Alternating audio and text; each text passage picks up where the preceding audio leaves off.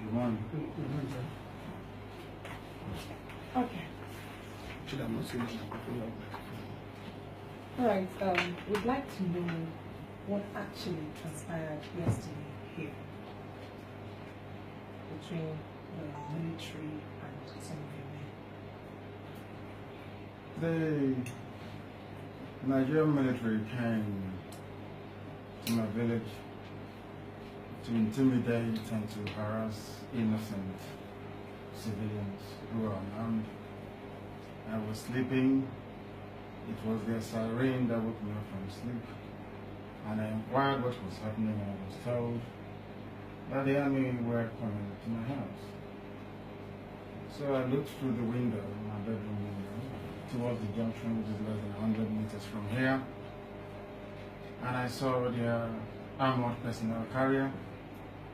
He drove past, and then he turned around and came back again towards this direction.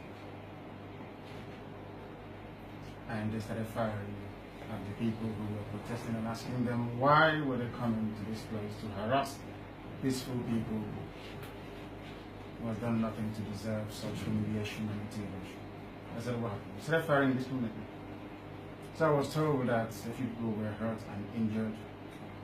I saw 2 people who were bleeding profusely. I was told there were casualties. And as is their tradition, when they shoot people, they carry their bodies away. So we didn't want them to get at those people.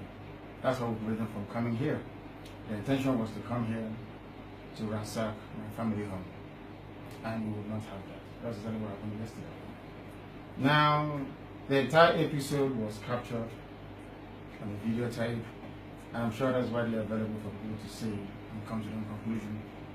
The one thing that happened for sure was that our people were insistent that they will not enter my father's compound. That was what happened yesterday. So those that were hit by the bullets, you already know? They're in a very secure location after receiving first aid treatment. They are now receiving very serious medical attention.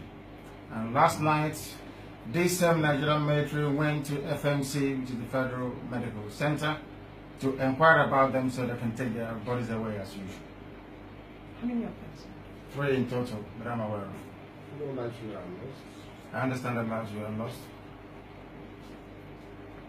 But do you know about the number of persons lost? I know I was told at least 2 people. It was 5 initially, but the rest sustained superficial injuries and bullet wounds. The police told us 3 people are currently receiving treatment at their clinic, that they were only macheted, not shot. Who macheted who? That's exactly what I mentioned. Ask the police, but they're liars. The Nigerian military and Nigerian police, they have perfected the art of lying. And unfortunately, some of you, men and women in the media, have allowed them to get away with murder. That is why they do what they do, because of the complacency of the media and certain television stations. That is the reason why Nigeria is a dictatorial state. That is why there is no freedom here. That is why people are being pursued into their bedrooms to attack them. You have been here now. Do you see anybody armed? Have you seen any soldiers, as they claim? We have. We are a peaceful people. My father's palace is Omujo's palace. My father is a JP, has been a peacemaker all his life. All I want is freedom. And I have determined that self-determination via referendum is the best way to settle these disputes once and for all. And we are undeterred. Yeah, on the part of the military, actually, it's quite trending through the social media that they went through the FMC road, okay, as this particular incident took place. The axis between FMC and World Bank, but unfortunately, you've been able to tell us that it actually happened right here. What's your part? It happened here. The thing about the Nigerian military, which you men and women of the media must try to counter, come and investigate. Go and ask people. Less than 100 meters from here, the junction right behind me was where all these things are. We stopped them from entering this untarred road. That is why they've not tarred this very road. Because my father is an upright man. He's a traditional ruler who will not compromise his principles. They refuse to tar his road. That is why. At the end of this untarred road, at the junction was where they parked their tanks. I saw them. Go and watch the video. They moved up and they reversed and came back. They turned their tires to come in here. And the young man said no, that they won't come in. That's exactly what happened. And we maintain, and will continue to maintain, that we remain peaceful, determined and very resolute. Nothing is going to stop us. Nigeria is bringing war to us. We are not fighting anybody.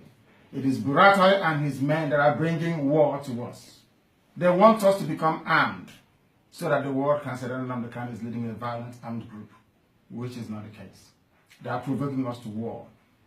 And it's your duty as journalists to make sure that the world understands this. Okay, there was this report that you had a meeting with the Southeastern governors. What was actually the outcome of that particular meeting you had with them? I think my primary concern is for the family of those that lost their lives and for the people in hospital receiving treatment. When the time comes for that, I will gather you people from the media to brief you as to precisely what we are doing. Thank you. Thank you. Please, I want to ask for permission. Can we